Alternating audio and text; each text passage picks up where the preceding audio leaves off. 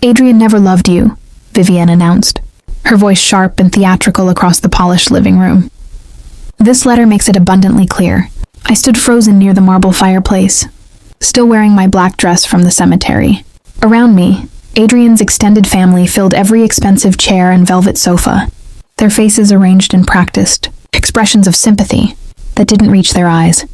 The memorial service had ended 30 minutes ago, and already his mother was performing.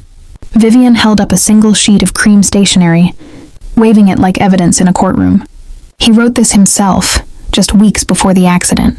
He wanted me to read it today, in front of everyone. My throat tightened. Adrian had been gone for 11 days. 11 days since the police knocked on my door at dawn. 11 days since my world shattered completely. And now this. He states clearly, Vivian continued, her voice dripping with satisfaction, that Kalle receives nothing from his estate. No family heirlooms, no financial assets. And specifically, she paused for dramatic effect. Not his grandmother's ring. Gasps rippled through the room. Adrian's sister Simone smirked from her position near the window, arms crossed. Finally, she muttered, just loud enough for me to hear. Someone said it. I tried to find my voice. That's not possible. Adrian and I discussed everything. We had plans. Plans change, Vivian interrupted coldly. People realize their mistakes. My son clearly recognized his error before it was too late. The room blurred. Faces stared at me with a mixture of pity and triumph. These people had never accepted me, never welcomed me into their carefully constructed world of old, money and older prejudices. But Adrian loved me. I knew he had. I think you should leave now, Simone said, stepping forward. This is a family matter, and you're obviously not included in that definition anymore. My hands shook. I was his wife. Were, Vivian corrected icily. Past tense. Now please go before we're forced to have you escorted out. I turned toward the door, humiliation burning through my chest. As I reached for my coat, an elderly man I didn't recognize approached quietly. He had been sitting in the back corner, unnoticed during Vivian's performance. He pressed a business card into my palm, his weathered fingers surprisingly warm. His voice was barely a whisper, but his words cut through the fog in my mind. What they did isn't legal. My name is Kalle Wynn, and I met Adrian Hargrove on a rainy Tuesday at the downtown library where I worked as an archivist. He had come looking for historical property records for a restoration project, and I helped him navigate our digital archives. He was quiet, methodical, brilliant in the way he connected details others missed. We talked for 3 hours that first day, long after he'd found what he needed. He returned the next week, then the week after. 6 months later, he proposed in that same library, in the rare book section where we'd first really talked. Adrian's family had not attended our small wedding 2 years ago. His mother claimed a scheduling conflict. His father sent a card with no personal message. Simone didn't even acknowledge the invitation. Only Adrian's godmother, whom I'd met briefly once, had sent flowers with a kind note. They'll come around, Adrian had assured me, squeezing my hand. They just need time to understand that you're perfect. But they never did. Every family dinner was an exercise in subtle dismissal. They mispronounced my name deliberately. They asked intrusive questions about my people and my background, as if I were an anthropological curiosity rather than their son's wife. Vivian once asked if I had proper silverware knowledge before a holiday meal. Adrian always defended me, his jaw tight with restrained anger. But I could see how it drained him, being caught between the family that raised him and the woman he chose to love. Now, standing in my empty apartment, I realized the silence was different. Adrian's keys weren't on the hook. His coffee mug wasn't in the sink. His presence had been erased, not just by death, but by something more deliberate. I opened my laptop to check our joint bank account, something I hadn't thought about since the accident. The page loaded slowly, then displayed an error message. Access denied. Account restricted. My personal savings account showed the same message. Every financial portal I tried was locked, frozen, and inaccessible. Even Adrian's email account, which we'd shared the password for, had been changed. My phone buzzed. An automated message from our insurance company. Policyholder status updated. Please contact the administrator for details. I sat down heavily on the couch, the business card still clutched in my hand. The stranger's words echoed. What they did isn't legal. I dialed the number printed on the card, my fingers trembling. The phone rang twice before a woman's voice answered. calm and professional. Leora Cade speaking. Someone gave me your card, I stammered. At Adrian Hargreaves' memorial service. I don't know who you are, but they said what happened wasn't legal. There was a pause, then a soft exhale. Calla Wynne, I was hoping you'd call, though I'm sorry it's under these circumstances. I'm an attorney. I represented Adrian's father, Harold, for 23 years before his death 5 years ago. I don't understand. Why would someone from that long ago know about today? Because I've been watching this family for a very long time, Leora said quietly, and I realized years ago what they truly are. Harold was a difficult man, but he had principles. What his wife and daughter became after his death, that's something else entirely. I gripped the phone tighter. Vivian read a letter today. She said Adrian wanted me to have nothing from his estate, that he wrote it himself. Did they show you his actual will? The legal document filed with the court? My stomach dropped. I didn't know there was one. Adrian and I talked about making wills after we got married, but we kept putting it off. We were only 31. We thought we had time. That's what they were counting on, Leora said, her voice hardening. Calla, that letter Vivian read isn't a legal will. It's just a piece of paper, easily fabricated. But if Adrian did have a legitimate will prepared, it would have been filed properly, with witnesses and notarization. How would I find out? The county clerk's office keeps records of all filed wills. But Calla, I need you to understand something before we go further. If we start digging into this, we're going to uncover things about Adrian's family that might be difficult to face. I don't care, I said firmly. They humiliated me today. They're trying to erase me from Adrian's life entirely. Whatever the truth is, I need to know it. Good, Leora replied, because I don't think that letter is the only thing they've forged. Can you meet me tomorrow morning? There's a cafe on Maple Street, a corner location, quiet in the mornings. Yes, what time? 8 o'clock. And Calla? Her voice dropped lower. Hide everything important. Documents, photos, anything connected to Adrian. They're not finished yet. The line went dead before I could ask what she meant. I looked around my apartment with new eyes, suddenly aware of how vulnerable everything was. My laptop sat open on the coffee table. Adrian's personal belongings were still scattered throughout our home. His watch on the dresser, his journals on the bookshelf, his backup hard drive in the desk drawer. I spent the next 2 hours gathering everything that mattered, creating copies, storing originals in places no one would think to look. By midnight, I had filled a safety deposit box at my bank with documents and a small, waterproof bag hidden in my office at the library with digital backups. As I finally collapsed into bed, exhausted and hollow, one question burned in my mind. Did they show you his real will? Leora Cade was already seated when I arrived at the cafe. A woman in her late 60s with steel gray hair pulled back in a neat bun. She wore a burgundy blazer and had the posture of someone who'd spent decades commanding courtrooms. You look exhausted, she said gently as I sat down. I'm sorry. These first weeks are brutal even without family complications. Tell me about the letter, I said, skipping pleasantries. Why isn't it legal? Leora pulled out a leather portfolio and opened it to a page of handwritten notes. A valid will in this state requires specific elements. Clear identification of the testator, explicit declaration that it's meant to be a will, appointment of an executor, and signatures from at least 2 witnesses who aren't beneficiaries. A handwritten note, even if Adrian genuinely wrote it, doesn't meet those standards. So even if he did write it, it wouldn't override any properly executed will. And it certainly wouldn't supersede the standard inheritance laws for spouses, Leora finished. You were legally married. Unless there's a prenuptial agreement stating otherwise, you're entitled to a significant portion of his estate, regardless of what any informal letter says. Hope flickered in my chest. We didn't have a prenup. Adrian refused to even discuss it when his mother suggested it before the wedding. Smart man, Leora murmured. Now here's what concerns me. That letter reading was pure theater, designed to humiliate you and establish a narrative. But the real question is, what legal documents actually exist? How do we find out? I already started. I checked the county clerk's records yesterday evening after you called. There is a will on file for Adrian Hargrove, dated 14 months ago. My breath caught. 14 months? That was right after we bought our apartment. What does it say? I can't access the full contents without proper standing, but the executor listed is... She paused, watching my face carefully. His mother, Vivian Hargrove. The cafe seemed to tilt. Adrian wouldn't have done that. He knew how his mother felt about me. He would never have given her that kind of control. That doesn't make sense, I whispered. Adrian barely spoke to her last year. We had that huge fight at Christmas because she insulted my family, and he told her we wouldn't be visiting again until she apologized. She never did. Leora leaned forward. Calla, I need to ask you something difficult. In the months before Adrian's death, did you notice any changes in his behavior? Stress? Secrecy? Unusual financial decisions?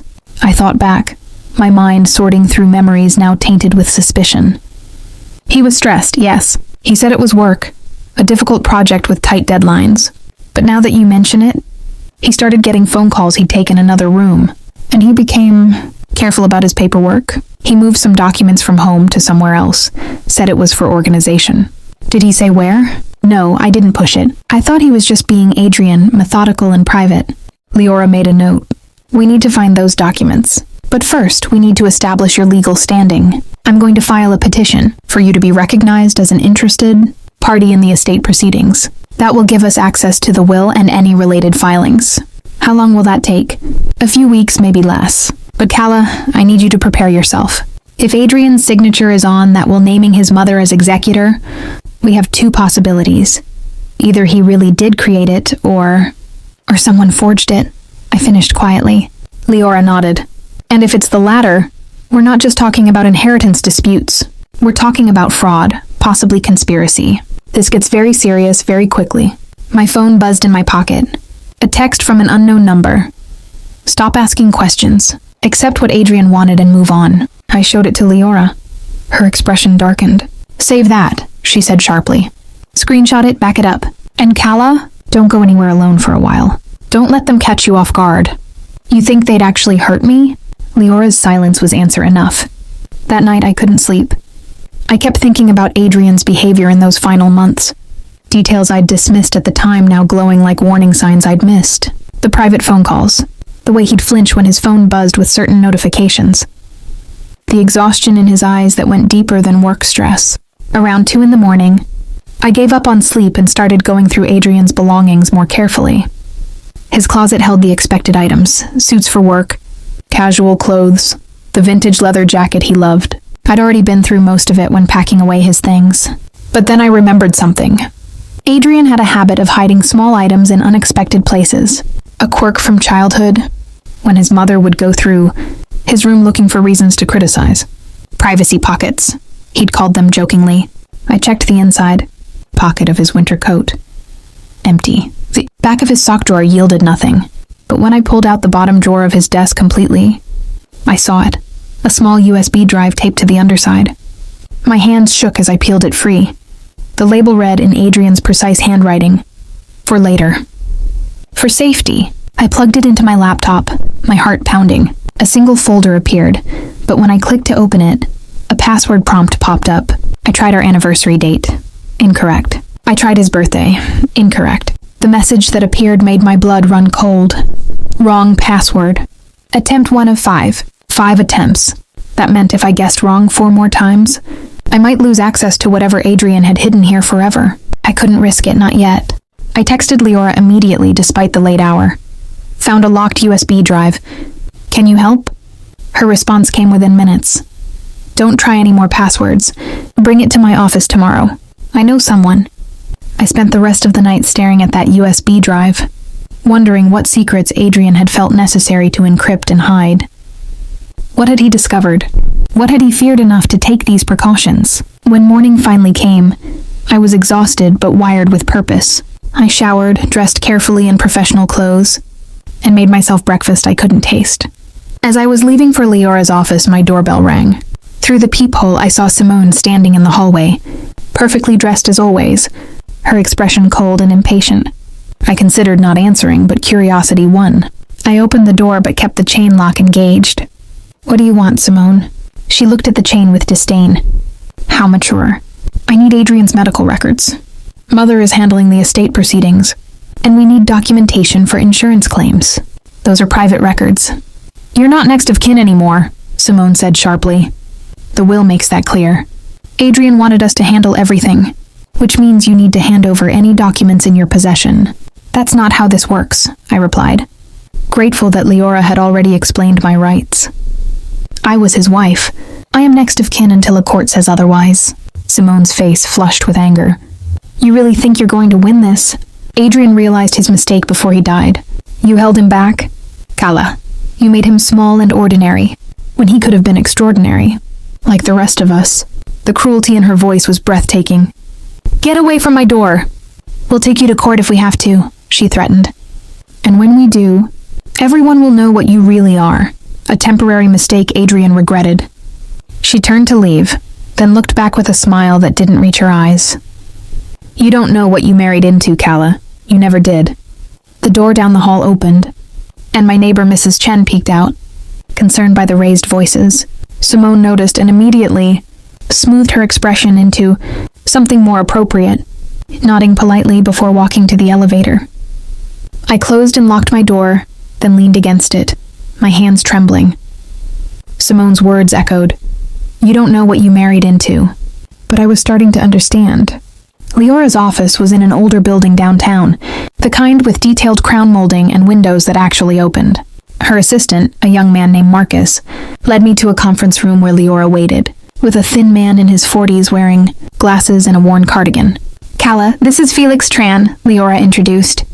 He's a digital forensics expert. He's going to help us with your USB situation. Felix smiled kindly and gestured for me to sit. Leora explained the basics. 5 attempt limit, unknown password. Can I see the drive? I handed it over, and he plugged it into a specialized laptop I didn't recognize. Lines of code scrolled across his screen. Good news and bad news, Felix said after a moment. Good news, this is standard encryption, not military grade. Bad news, it's well implemented, which means brute forcing it would take weeks. We need to figure out the password logically. Adrian was methodical, I said slowly. He wouldn't have chosen something random. It would be meaningful. To him, but not obvious to anyone else. What did he value most? Leora asked gently. His work. Me. His independence from his family. I paused, thinking. He had this phrase he used sometimes, especially when dealing with his mother. He'd say truth outlasts lies. Felix typed it in. The screen flashed red. Attempt 2 of 5. My stomach clenched. Wait, let me think. He had a favorite quote from a book he read in college. Something about freedom and authenticity. Do you remember the exact words? I closed my eyes, picturing Adrian sitting in our window seat, the paperback open on his lap. Be yourself. Everyone else is already taken. Felix tried variations. The full quote. Just the keywords, abbreviated versions. None worked. We're at 4 attempts now, he said carefully. One more wrong guess and we're locked out permanently. I stood up and paced the room, my mind racing. What would Adrian have chosen? It had to be something meaningful, something I could figure out if I really knew him. Then it hit me. Our first real conversation at the library, the thing that had made him smile and relax for the first time. We'd been talking about rare books, and he'd mentioned his favorite. A first edition of a novel about a man who discovers truth through loss. Try Elsinore 1924, I said suddenly. Felix looked puzzled. What's that? The setting and publication year of Adrian's favorite book. He told me once that it represented everything he wanted to be. Honest in a world of pretense. Felix typed it in. The screen flickered, then changed. Folders appeared. We're in, he breathed. My knees went weak with relief. Leora guided me back to my chair as Felix began exploring the contents. Audio files, documents, what looks like financial spreadsheets, Felix narrated. Emails, scanned images of legal papers. This is extensive documentation of something. Can you play one of the audio files? Leora asked. Felix clicked on the most recent one, dated 3 weeks before Adrian's death. The sound of Adrian's voice filled the room, and I had to bite my lip to keep from crying out. This is recording number 17, Adrian said, his voice tight and stressed. March 15th. Mother called again today, demanding I come to the house to discuss important family matters. I refused. She said I was being manipulated, that Calla had poisoned me against them. There was a pause, the sound of him taking a shaky breath. I told her that Calla was the only honest person in my life. That's when she said, then we'll control everything else. The recording ended. The room was silent. Play the next one, I whispered. We spent 3 hours listening to Adrian's recordings and examining his documentation. Each file revealed another layer of manipulation and control. I'd never fully understood. While he was alive, Adrian had started documenting his family's behavior 8 months before his death, shortly after he'd refused to invest in one of his uncle's business schemes. The recordings captured phone calls, in-person confrontations, and Adrian's own notes about incidents he found troubling. In one recording from 6 months ago, Vivian's voice was icy. "You're making a mistake, Adrian. Family loyalty means something in this world. Your father understood that. Why can't you?" Adrian responded quietly but firmly. "Father died because of the stress you all created. I watched him work himself to death trying to maintain appearances you insisted on. I won't do the same." "Your father died of a heart attack," Vivian snapped. "Don't you dare suggest otherwise. He died at 58, Mother. 3 years after you convinced him to take on debts he couldn't manage for properties we didn't need. That's not a coincidence. That's a consequence." The call ended with Vivian threatening to handle things herself if Adrian wouldn't see reason. In another file, Adrian had documented a dinner at the family estate 4 months before his death. According to his notes, Simone had brought legal documents for him to sign, claiming they were simple power of attorney forms in case anything happened to him. "I refused to sign without reading them thoroughly," Adrian had written. Simone became hostile, said I was being paranoid and insulting. Mother supported her, said I was being difficult as always. They made it seem like I was the unreasonable one for wanting to review legal documents before signing. The pattern was clear. Every time Adrian established a boundary or refused to comply with their demands, the family escalated pressure. They questioned his judgment, accused him of being influenced by me, and threatened both subtle and explicit consequences. I remembered those months differently now. The times Adrian had come home tense and withdrawn, I'd attributed it to work stress. The periods when he'd seemed distant, I'd worried he was pulling away from me. Now I understood he'd been fighting a battle he didn't want to burden me with. "I didn't protect her enough," Adrian had said in one late-night recording, his voice thick with emotion.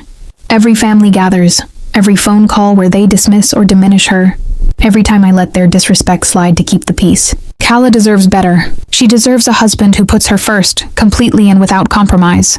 Tears streamed down my face. Leora pushed a box of tissues across the table.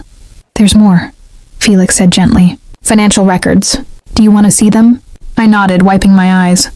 Felix opened a spreadsheet that tracked money movements over 2 years. Adrian had been meticulous, documenting transfers, loans, and investments involving his family. "He was building a case," Leora said, scanning the data. "Look at these highlighted transactions. Money moving from joint family accounts into individual accounts controlled by Vivian. Dates when Adrian's signature was supposedly obtained. Cross-referenced with his actual location in those days. He knew they were forging things?" I asked. "He suspected," Leora corrected. "These notes suggest he'd started noticing irregularities, but couldn't prove them, without access to original documents. But Calla, look at this date." She pointed to an entry from 14 months ago, the same time frame as the will that named Vivian as executor. Adrian had written, "V presented estate planning docs today. High pressure. Said I needed to sign immediately for tax purposes. I signed under duress. Making copies secretly. Something is wrong. Trust only Calla and Leora Cade. He knew about you?" I looked at Leora in surprise. She nodded slowly. "Adrian contacted me 6 months before his death. He'd found my name in his father's old records and remembered.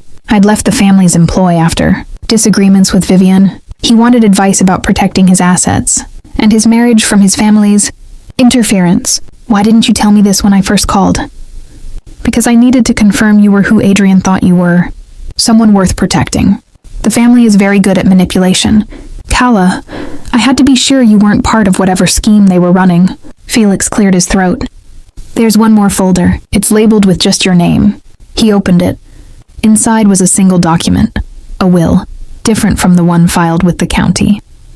This one was dated 1 month before Adrian's death and named me as executor and sole beneficiary of everything Adrian owned. 2 wills, Leora breathed. 1 force, 1 genuine. At the bottom of the document was a note in Adrian's handwriting. "If I die unexpectedly, give this to Calla. Show her I chose her always. Tell her to call Leora. Tell her I'm sorry I didn't protect us better." I couldn't hold back the sobs anymore. This was Adrian's final message to me, hidden and protected, proving what I'd known in my heart. He had loved me completely. The family had lied about everything. "Can we use this?" I asked when I could speak again. "Absolutely," Leora said firmly. "This changes everything. With Adrian's recordings, financial documentation, and this legitimate will, we have grounds to challenge the estate proceedings and potentially file criminal charges for fraud." My phone buzzed. Another anonymous text. "Stop digging." I showed it to Leora. Her jaw tightened. "They know you're investigating, which means someone is watching you." "Let them watch," I said, my voice steadier than I felt. "I'm not stopping. Not now." Over the next week, Leora and Felix compiled Adrian's evidence into a comprehensive legal filing. Meanwhile, I tried to maintain some semblance of normal life, returning to work at the library, though my mind was never fully present. My supervisor, an older woman named Harriet, noticed immediately. "You need more time," she said gently during my third shift back. "No one expects you to function normally right now." "Work helps," I lied. In truth, I was terrified of being alone with my thoughts, terrified of the silence where Adrian's voice used to be. On Thursday evening, as I was closing up my station at the library, my phone rang from a number I didn't recognize. I almost didn't answer, but something made me pick up. "Is this Calla Wynne?" A woman's voice, elderly and careful. "Yes, who's calling?" "My name is Rosemary Finch. I was Adrian's godmother. We met briefly at your wedding." I remembered her. A small woman with kind eyes who'd sent the beautiful flower arrangement. "Mrs. Finch, yes. How are you?" "I'm well, dear. But I heard about what happened at the memorial service. Vivian's little performance, her voice held steel beneath the elderly warble. I want you to know that the letter she read was fiction. Adrian loved you deeply. He told me so himself." My throat tightened. "When did you speak to him?" 3 weeks before the accident. He came to visit me, which he did occasionally when he needed someone outside the family pressure. He was worried. Calla. He said his family was trying to control everything about his life, and he was planning to cut ties completely. Did he say anything specific? He said he was gathering evidence of their wrongdoing. He mentioned something about insurance and forgeries, but he didn't give me details. He just wanted me to know that if anything happened to him, I should find you and tell you the truth. I sat down heavily in one of the library chairs. "Mrs. Finch, did Adrian seem scared?" There was a long pause. "Yes, dear. He seemed very frightened, which wasn't like him at all." "That's why I'm calling. I don't think his accident was an accident." The words hung between us. I'd been trying not to think about this possibility, but it had been lurking in the back of my mind since I discovered Adrian's recordings. "The police said it was a collision," I said carefully. "Hit and run. They never found the other driver. Convenient, isn't it?" Rosemary's voice was quiet but certain. "Adrian was a careful driver. He was driving on a route he knew well, in good weather, in the middle of the afternoon. And somehow a vehicle hits him hard enough to kill him, then disappears without a trace? What are you suggesting?" "I'm suggesting you be very, very careful. Calla, the Hargrove family has resources and connections. I don't fully understand. If Adrian discovered something truly damaging, they would do anything to protect themselves." After we hung up, I sat in the empty library for a long time, thinking about Adrian's death. The police report had been straightforward. Adrian's car was struck from behind on a country road outside the city, forcing him off the road and down an embankment. The collision had been severe enough to be fatal. No witnesses, no camera footage, no leads on the other vehicle. At the time, I'd been too broken by grief to question it. Now, with everything I'd learned about his family, the circumstances seemed less like tragedy, and more like something darker. Called Leora immediately. "We need to request the accident investigation files." "All of them." "Already on it," she replied. "I filed a request 2 days ago. Calla, I've been thinking the same thing you are. Adrian's death was too convenient. Too perfectly timed before he could take action against his family. Can we prove anything?" "Not yet, but if there's evidence, we'll find it. In the meantime, I need you to do something for me." "What?" "Accept Rosemary's offer." "What offer?" "Check your email. She contacted me this afternoon. She wants you to stay with her for a while, at her house in the countryside. She has security, space, and most importantly, she's not connected to the Hargrove family in ways they can exploit." I opened my email on my phone. Sure enough, Rosemary had written a formal invitation for me to stay in her guest house for as long as needed. I can't just leave my apartment, my job. You can take family leave from work. And your apartment will be fine, Leora interrupted. Kala, someone is threatening you. Someone is watching you. Until we know exactly who and why, you need to be somewhere safe. She was right, but accepting felt like running away. Give me a day to think about it. You have until tomorrow afternoon, Leora said firmly. Then I'm insisting.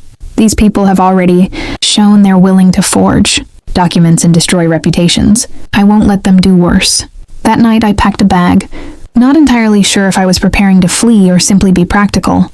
As I folded clothes and gathered toiletries, I found myself talking to Adrian as if he could hear me. I'm fighting for you, I whispered to the empty apartment. I'm not letting them erase you, I promise. The next morning, I drove to Rosemary's house, a beautiful old farmhouse surrounded by oak trees and gardens. She greeted me with tea and warmth, showing me to a comfortable guest cottage behind the main house. You're safe here, she said simply, and we'll figure out what really happened to my godson. Living at Rosemary's estate gave me space to breathe and think, clearly for the first time since Adrian's death. The guest cottage was small but comfortable, with large windows overlooking gardens that Rosemary tended herself despite her age. Leora came by twice during my first week there, bringing files and updates. On her second visit, she brought news that made my hands shake. We found something, she said, spreading documents across Rosemary's dining table. The will that was filed with the county, the one naming Vivian as executor, the signature doesn't match Adrian's actual signature on other legal documents. She laid out several papers side by side. The will, Adrian's marriage certificate, his driver's license application from years ago, and documents from his work contracts. The differences were subtle but present. The will's signature had slightly different letter formations, particularly in the capital letters of his first and last name. I had a forensic document examiner analyze them, Leora continued. Her official opinion is that the will signature was traced, or copied, not written naturally. Someone forged Adrian's signature on that document. So the will is fake, I breathed. The will is fraudulent, Leora corrected, which means everything built on it. Every decision Vivian has made as executor is invalid.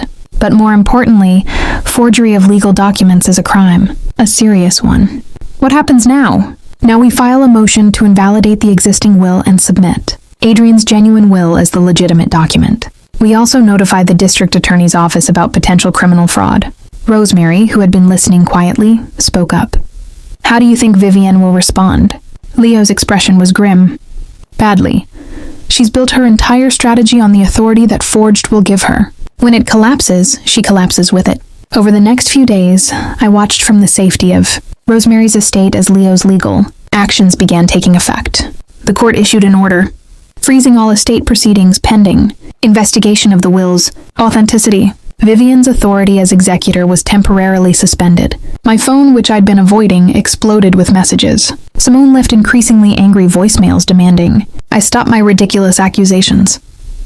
Vivian's lawyer sent formal letters, threatening countersuits for defamation.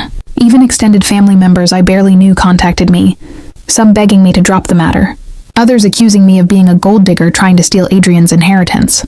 I responded to none of them. Leora had been clear. Any communication could be used against me. Let them rage into the void. But then Leora called with a discovery that changed everything.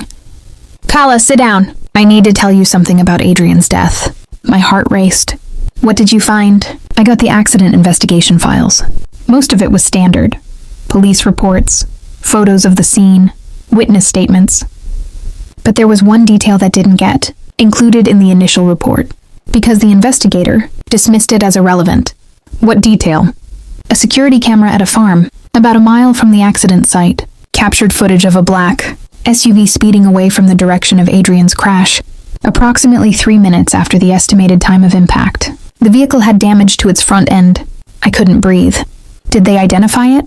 The footage was too grainy for a license plate, but they could make out the make and model. It was a Range Rover, newer model, expensive.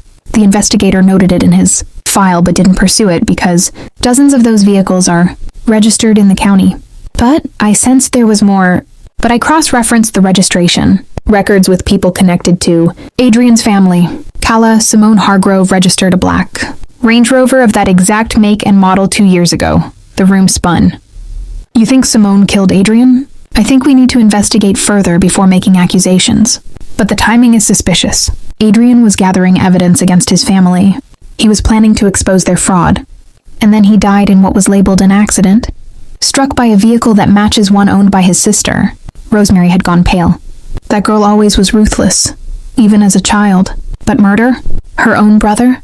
We need more proof, Leora said firmly. But Calla, this is why I insisted you leave your apartment. If they were willing to harm Adrian, you're not safe either. That night I couldn't sleep. I kept imagining Adrian's final moments. Kept wondering if he'd known it was Simone behind the wheel. Had he seen her face before impact? Had he realized in those last seconds that his family had truly gone this far? I pulled out my laptop and opened the files from Adrian's USB drive again, searching for anything that might connect Simone specifically to financial fraud.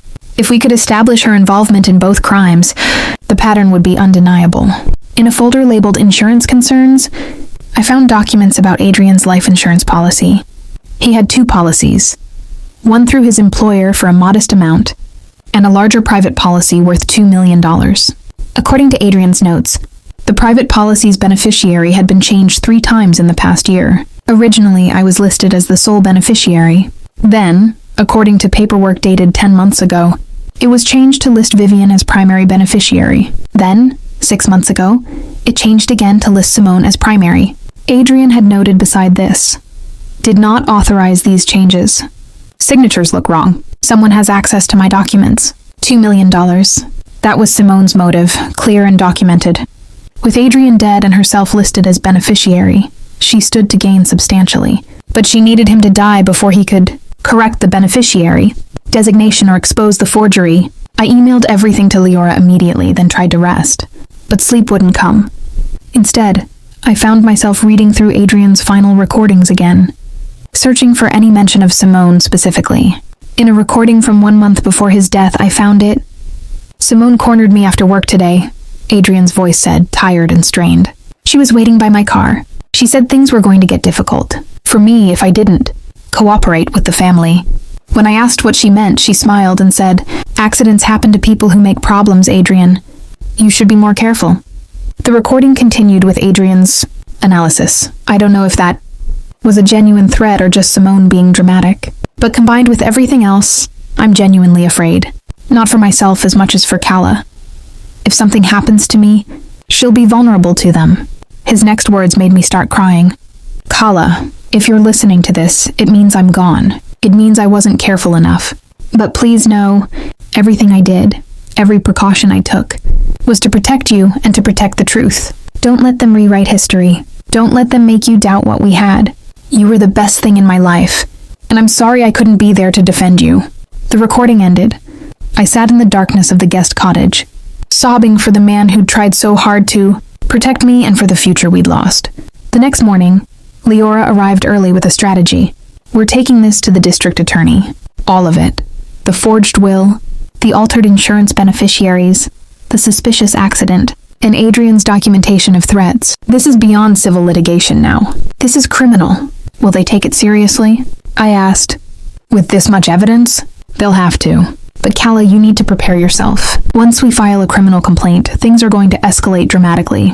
The family will know you're not backing down, and they'll respond accordingly." "I don't care," I said, and I meant it. The fear that had paralyzed me at the memorial service was gone, replaced by something harder and more focused.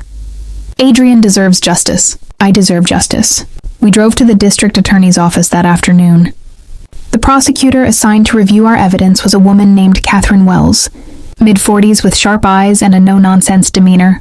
She spent 2 hours reviewing our documentation, asking pointed questions and making notes. Finally, she leaned back in her chair and looked at me directly. "Mrs. Wynne, I'm going to be honest with you. This is compelling evidence, but it's also complicated. The Hargrove family has significant resources and connections. They will fight this with everything they have." "I understand." "I'm not sure you do," Catherine said, not unkindly. "They'll hire investigators to dig into your background. They'll attack your character, your motives, your relationship with Adrian. They'll make you out to be a manipulative gold digger who's fabricating evidence for financial gain. It will be brutal. Adrian recorded his own family threatening him," I replied steadily. "He documented forgeries. He was afraid for his life. Those aren't things I fabricated. Catherine nodded slowly. Which is why I'm going to open an investigation. I can't promise charges, but we'll examine everything thoroughly. In the meantime, I need you to stay safe and stay available. Can you do that? Yes. As we left the building, Leora put a hand on my shoulder. You did well there. Catherine's tough, but she's fair. If there's a case to be made, she'll make it. The next week brought a strange kind of silence. No threatening texts, no angry phone calls, no appearances by family members. It was as if the Hargreaves had collectively decided to ignore me. They're strategizing, Rosemary said one evening over dinner. Vivian always goes quiet before she strikes. It's how she operates. She was right. On the 8th day of silence, Leora called with the news. Vivian's attorney filed a motion, accusing you of elder exploitation and undue influence over Adrian. They're claiming you isolated him from his family and manipulated him into creating false documents against them. I almost laughed at the audacity. That's absurd. They isolated him. The recordings prove it, which is exactly what we'll argue. But Calla, they're going on the offensive. They filed complaints with your employer, claiming you've been behaving erratically and accessing restricted materials improperly. My stomach dropped. What? The library received a formal letter from the E. Hargrove family attorney suggesting you may have misused your position to forge documents. It's baseless, but they're trying to damage your credibility and your livelihood. I called Harriet, my supervisor, immediately. She sighed when I explained the situation. Calla, I knew something was going on. The board received that letter 2 days ago. I've been trying to handle it quietly, but they're demanding a formal investigation into your conduct. I haven't done anything wrong. I know, but until this is resolved, they want you on administrative leave. I'm sorry. So now I am jobless, living in someone else's guest house, fighting my dead husband's family for basic dignity and truth. It should have broken me. Instead, it clarified everything. They're making a mistake, I told Leora that evening. Every action they take, every lie they tell, is more evidence of consciousness of guilt. They're panicking. You're right, Leora agreed. Innocent people don't wage war like this. They're exposing themselves. 2 days later, Catherine Wells called with an update. We've interviewed several of Adrian's colleagues and friends. The picture they paint of your marriage directly contradicts the family's claims. Everyone describes Adrian as happy with you, frustrated with his family, and increasingly worried about their behavior toward him. So you believe me? I believe the evidence. We've also requested Simone Hargreaves' vehicle for examination. If there's any trace evidence linking it to Adrian's accident, we'll find it. What if she's had it repaired or replaced? Then we'll find the repair records. People always leave a trail, Mrs. Wynne. Always. That night, I received a call from an unknown number. Against my better judgment, I answered. Calla. Vivian's voice was cold and controlled. This has gone far enough. Let's meet and discuss this situation like reasonable adults. I have nothing to say to you. You're destroying this family over delusions and grief, she continued as if I hadn't spoken. Adrian loved you in his way, but he was always loyal to us first. You're misinterpreting documents, seeing conspiracies where there are none. I have recordings of you threatening him. There was a pause. Those recordings are taken out of context. Family disagreements sound dramatic when isolated, but they're simply how we communicate. You told him you'd control everything in his life. I said we'd help him manage his responsibilities, she corrected smoothly. You're hearing what you want to hear because you're angry about being excluded from the estate.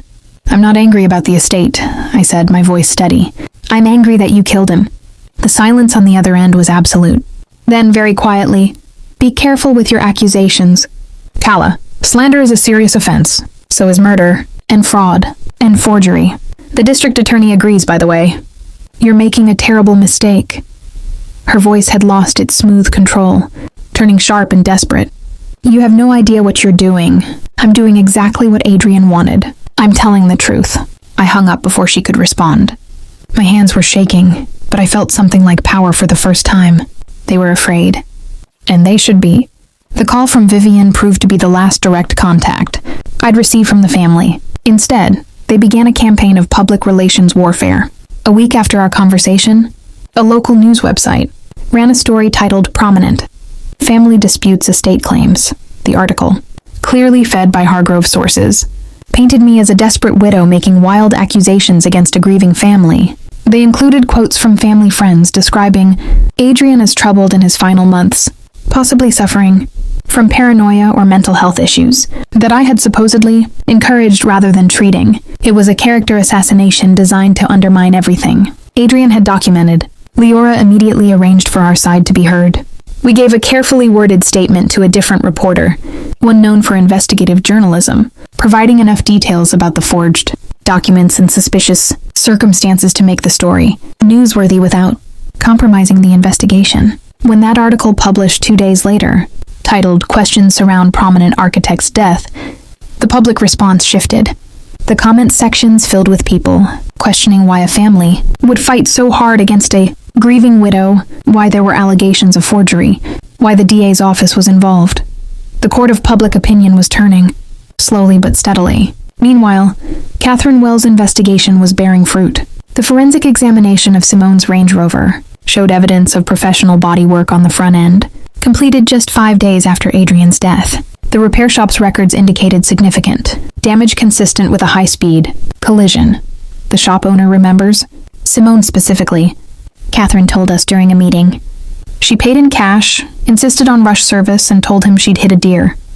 But the damage pattern doesn't match an animal strike. It matches the height and profile of Adrian's sedan. Is that enough for charges? I asked. Not yet. We need to place her at the scene or find more direct evidence. But it's building. We're also investigating her finances. If she accessed that insurance money, or made unusual purchases or transfers before Adrian's death, it establishes motive and premeditation. The investigation expanded to include a forensic audit of the entire Hargrove family's finances. What they found was startling. Over the past 5 years, Vivian had systematically transferred money from family trust accounts that included Adrian's inheritance from his father, into her personal holdings. She'd used forged authorization documents, claiming Adrian had agreed to the transfers for tax optimization purposes. In total, she'd embezzled over $3 million from accounts Adrian legally had claim to. This wasn't just about controlling Adrian. Leora explained as we reviewed the audit results. This was about covering up theft. Adrian was starting to ask questions about the trust funds. If he'd pushed for a full audit while alive, Vivian's fraud would have been exposed. She needed him silenced. And Simone? I asked. Simone was in debt, Catherine added. Substantial gambling debts we're discovering. She needed that insurance payout desperately. Together, mother and daughter had 2 million reasons to want Adrian dead, plus the need to prevent him from exposing Vivian's embezzlement. The pieces were falling into place, forming a picture of premeditated murder motivated by greed and desperation to hide years of financial crimes. 2 months after Adrian's death, Catherine Wells filed criminal charges. Vivian Hargrove was charged with fraud, embezzlement, and conspiracy to commit murder. Simone Hargrove was charged with vehicular homicide and insurance fraud. The news broke on a Wednesday morning. By noon, every local news station was covering it. The Hargrove family, once untouchable in social circles, was now the center of a criminal scandal. I watched the coverage from Rosemary's living room, feeling numb. This was what justice looked like, but it felt hollow. Adrian was still gone. No amount of criminal charges would bring him back. You did this, Rosemary said softly, sitting beside me. You uncovered the truth when everyone expected you to quietly disappear. Adrian would be proud. Adrian should be here, I replied. Yes, but since he can't be, you're honoring him the only way possible, by ensuring his death means something. The arraignment was scheduled for the following week.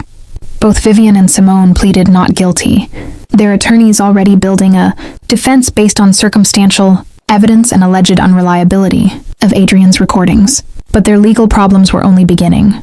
The civil litigation over the estate was now completely in my favor, with Adrian's genuine will recognized as the only valid document. The forged will had been officially declared fraudulent, and Vivian's actions as executor were being unwound. Everything Adrian had owned, his savings, his property, his life insurance through his employer, was now rightfully mine. The larger insurance policy that Simone had tried to claim was frozen pending the outcome of the criminal trial. I should have felt victorious. Instead, I felt exhausted. You need to decide what comes next, Leora told me during one of our meetings. The legal battles are largely over. The criminal proceedings will continue for months, but your part in that is mostly done. What do you want your life to look like now? I hadn't thought about it. Everything had been about fighting, surviving, uncovering truth. The idea of a life beyond this struggle felt foreign. "I want to go home," I said finally. "To the apartment Adrian and I shared. I want to figure out how to live in a world without him." I moved back to my apartment on a gray Saturday in late autumn. Rosemary had offered to come with me, but I needed to do this alone. The apartment looked exactly as I'd left it months ago, but everything felt different. This was no longer the home Adrian and I had built together. It was a museum of a life that had ended, filled with artifacts of happiness that no longer existed. I spent the afternoon going through his belongings with new eyes. His clothes, his books, his sketches. Each item told part of the story of who he'd been. The man who loved clean architectural lines. The man who read poetry late at night. The man who had fought his own family to protect me. In his desk, I found a letter addressed to me, tucked into a book of poems. My hands shook as I opened it. "My Calla," it began in Adrian's neat handwriting. "If you're reading this, something has gone terribly wrong. I'm writing this on a night when I should be sleeping beside you, but instead I'm sitting in my car outside my mother's house, having just endured another attempt to control my life and erase my choices. I need you to know, none of what they say about us is true.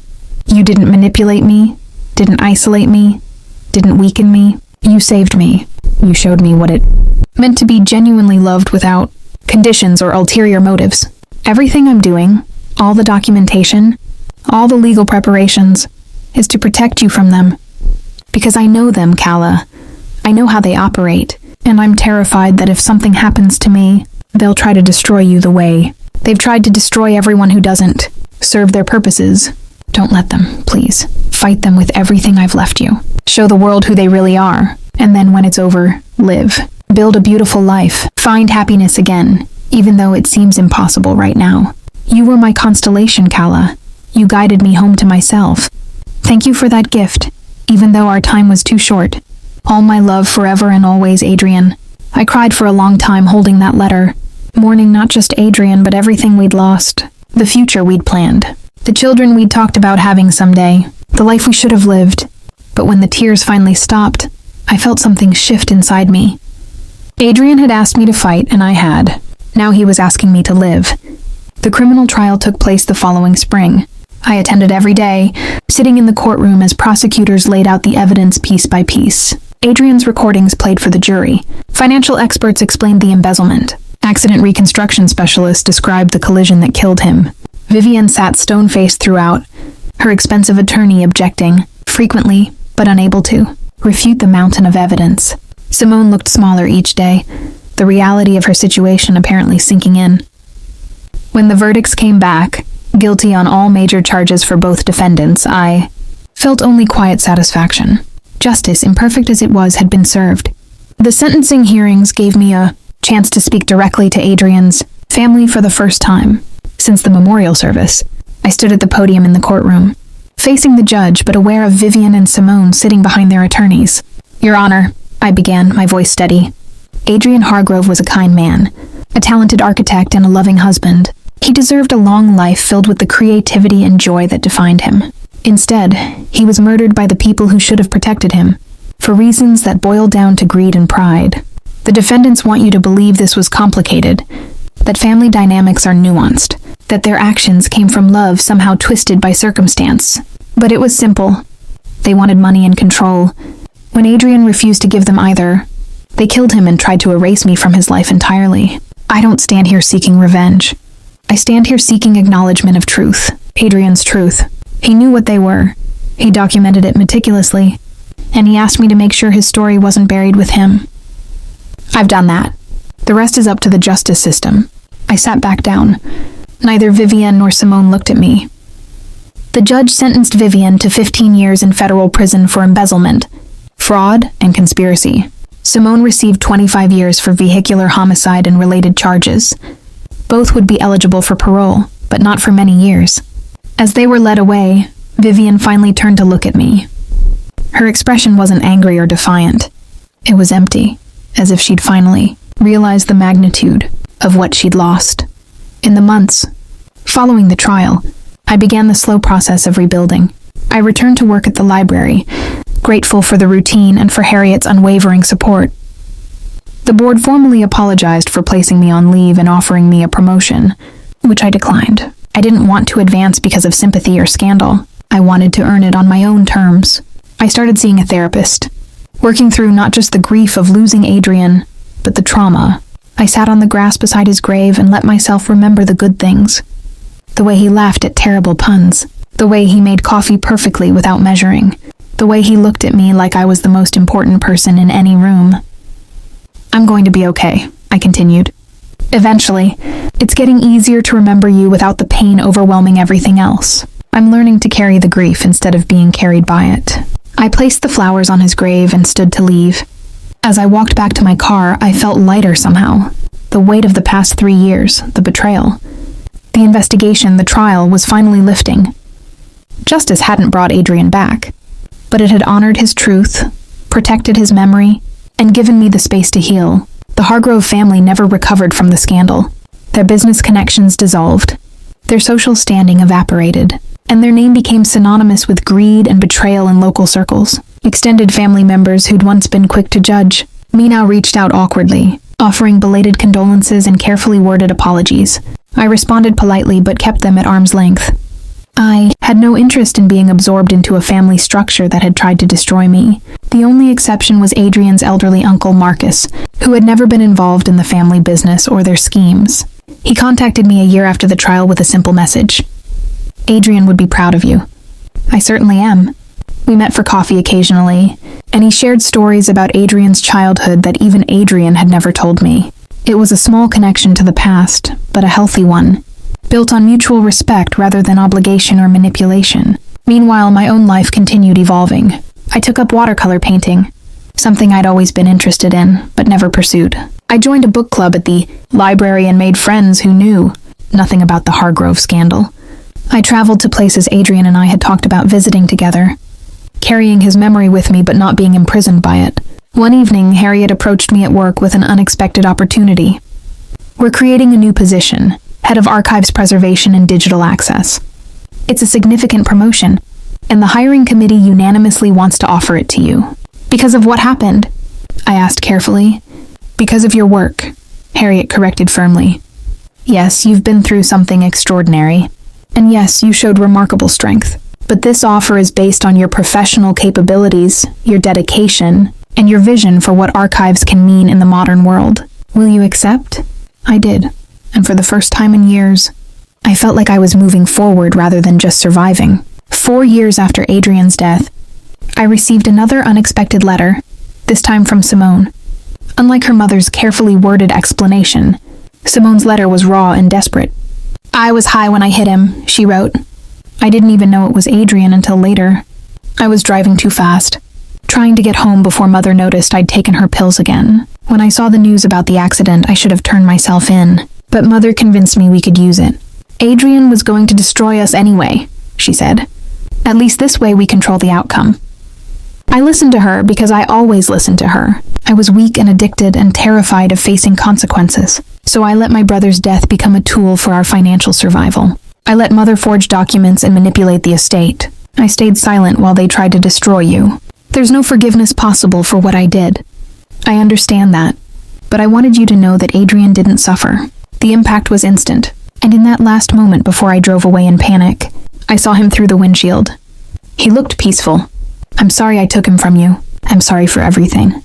I cried when I read it, not for Simone, but for Adrian, for the senselessness of his death, caused by addiction and recklessness compounded by family corruption. Unlike Vivian's letter, I responded to Simone's. I wrote a single sentence. I hope you find a way to live with what you've done. I never heard from her again. The 5th year after Adrian's death brought unexpected healing. I met someone new, a library patron named Xavier who came in regularly to research local history. We started talking over coffee, then dinner, then long walks through the city. Xavier knew my history. The trial had been public, and my name was easily searchable. But he approached our relationship with patience and understanding, never pressuring me to move faster than I was ready to move. You love deeply, he told me one evening. That's a gift, not a burden. And the fact that you fought so hard for someone who couldn't fight for himself says everything about your character. It felt strange to be happy again, almost like a betrayal of Adrian's memory. But then I remembered his letter. Build a beautiful life. Find happiness again. Adrian would want this for me. He'd want me to live fully, not spend decades mourning what we'd lost. Xavier and I took things slowly. I wasn't ready for marriage or even moving in together, but I was ready for companionship, for laughter, for the possibility of future joy. 6 years after the memorial service where Vivian had tried to erase me, I attended a very different gathering. The city council was dedicating a new community center, designed by Adrian's architecture, firm using his final designs. The building was beautiful, full of natural light and open spaces, exactly the kind of welcoming environment Adrian had always championed.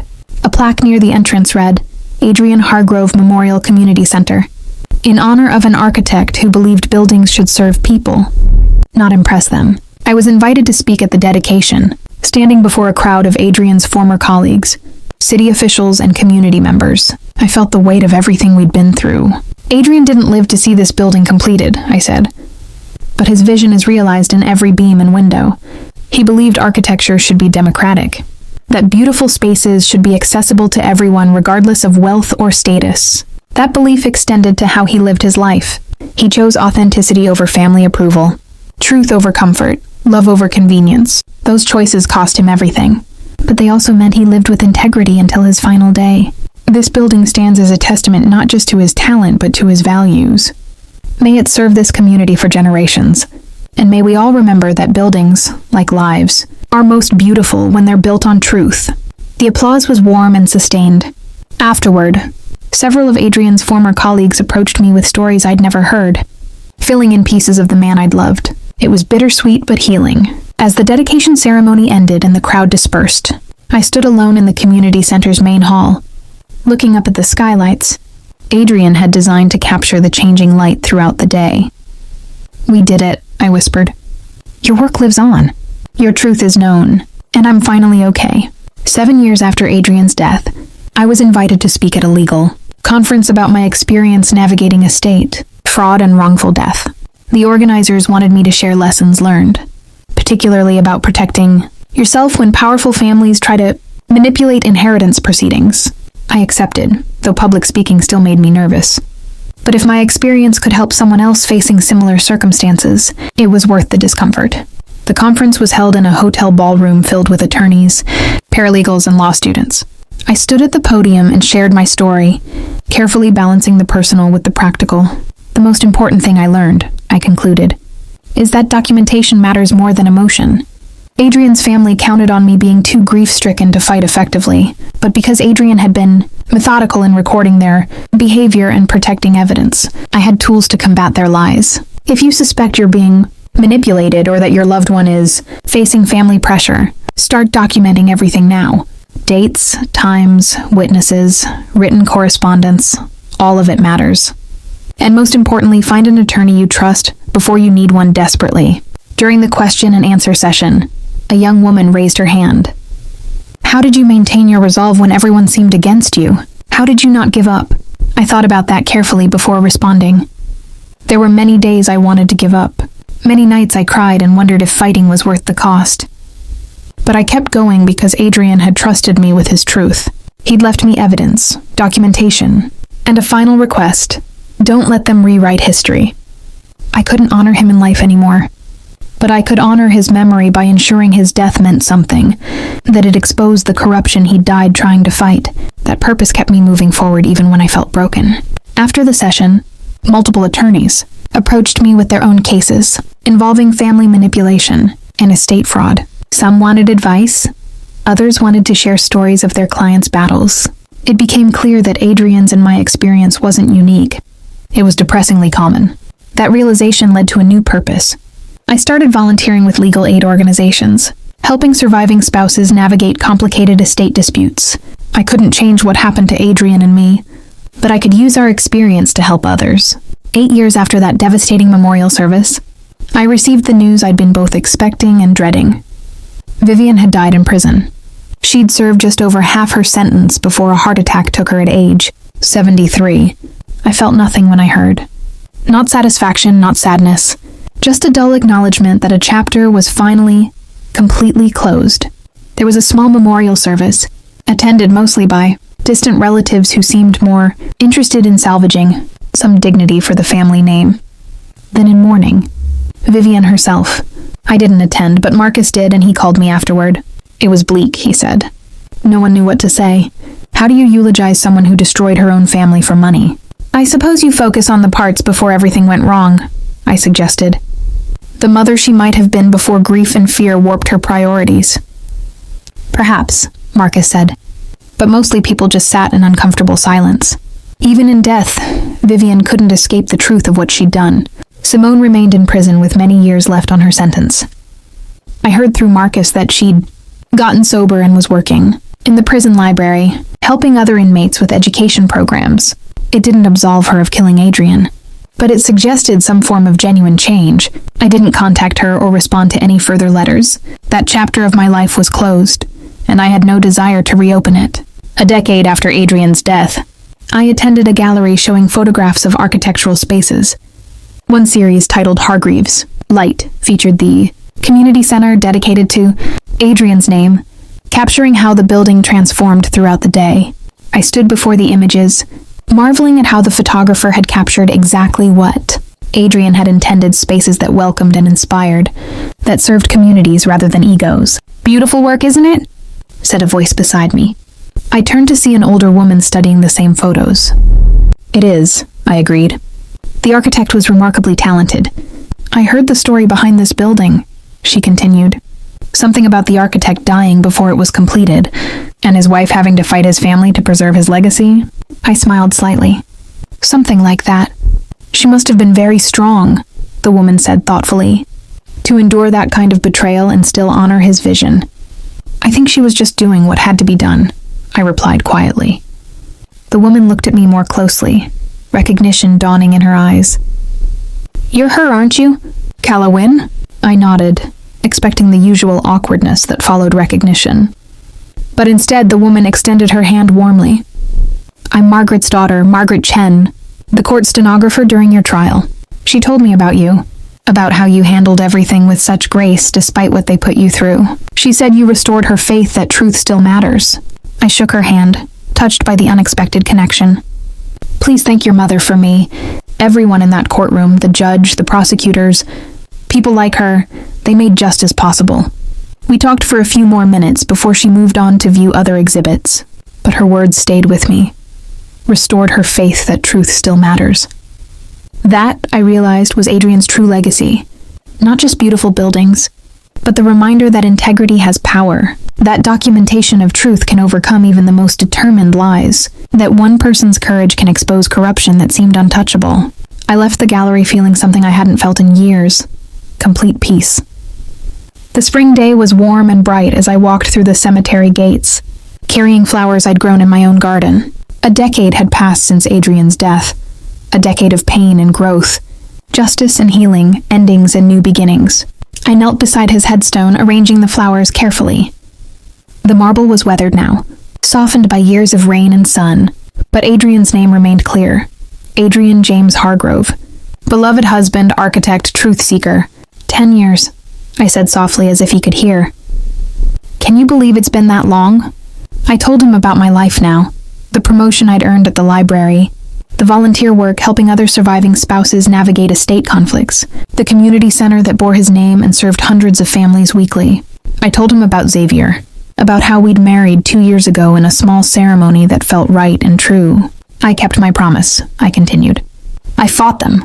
I protected your truth, and when it was over, I built a life you'd be proud of. Not a life without grief. I still miss you every day, but a life with purpose and joy despite the grief. A soft breeze moved through the cemetery trees, carrying the scent of spring blooms. I closed my eyes and let myself remember Adrian as he'd been in our best moments. Laughing over breakfast, sketching ideas on napkins, holding me close and whispering that I was his constellation. Vivian's gone now, I added. She died in prison 2 years ago. Simone still has years left on her sentence. The extended family scattered. The name Hargrove carries shame instead of prestige. They destroyed themselves trying to destroy us. I paused, choosing my final words carefully. I want you to know that I forgive them. Not because they deserve it, but because carrying anger for a decade would poison everything we built together. They were broken people who broke others in their brokenness. That's tragic, but it's not my burden anymore. I stood, brushing dirt from my knees. and placed my hand on the headstone one last time. Thank you for loving me. Thank you for trusting me with your truth. Thank you for the 3 years we had and for showing me what authentic love looks like. I'll carry those gifts forward for the rest of my life. As I walked back through the cemetery gates, I thought about the woman I'd been 10 years ago, devastated and humiliated at that memorial service, watching Adrian's family try to erase me from his life. That woman had been paralyzed by grief and shock, unable to imagine fighting back or surviving. But she had survived. More than that, she had prevailed. Not through cruelty or revenge, but through patience and persistence, documentation and truth-telling, legal process and moral clarity. She had taken every weapon they'd used against her. The forged documents, the false accusations, the social pressure, and turned them into evidence of their guilt. The Hargroves had tried to destroy my marriage, to erase me from Adrian's story, to silence the truth about who they really were. They'd expected me to disappear quietly, to accept their narrative without resistance. Instead, I had become the reason they fell silent. Their voices, once so confident and commanding, had been silenced by courtroom verdicts and prison sentences. The lies they'd told so easily were drowned out by documentation they couldn't refute. The power they'd wielded through money and social position crumbled when confronted with systematic evidence of their crimes. Now, a decade later, when people spoke of the Hargrove family, they didn't speak of social prominence or business success. They spoke of corruption exposed, of murder prosecuted, of a widow who had refused to be erased. I reached my car and looked back at the cemetery one final time. The sun was setting, casting long shadows across the grounds where Adrian rested. They tried to make you disappear, I whispered. Instead, you're remembered with honor while they're forgotten in disgrace. That's justice, Adrian. Imperfect and incomplete, but real. I drove home to Xavier, to the life I'd rebuilt, to the future I'd earned through years of fighting for truth. The past would always be part of me. The love I'd shared with Adrian. The battles I'd fought in his memory. The lessons I'd learned about strength and integrity. But I was no longer defined by what had been done to me. I was defined by how I'd responded, with courage, dignity, and an unwavering commitment to truth. They had tried to destroy me. Instead, I had become unbreakable. And in the end, my silence, my refusal to engage with their lies, my calm insistence on documented truth, my patient willingness to let the legal system work, had been louder than all their desperate attempts to control the narrative. They had learned, too late, that truth doesn't need a loud voice. It just needs someone brave enough to protect it.